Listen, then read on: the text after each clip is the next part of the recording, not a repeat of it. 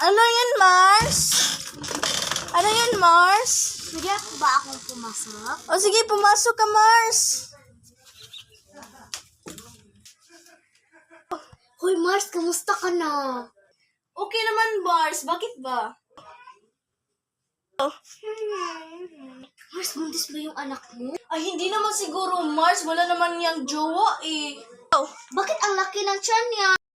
Baka busog lang yan, Mars. Tanungin mo kaya, Mars, kung meron ba yung jowa? Sige, tanungin ko kaya, Mars, kung meron ba yung jowa. Action. Anak, meron ka bang jowa? Aamin na po ako, Nay. Meron po akong jowa! Diba sabi ko sa'yo, Mars, buntis siya?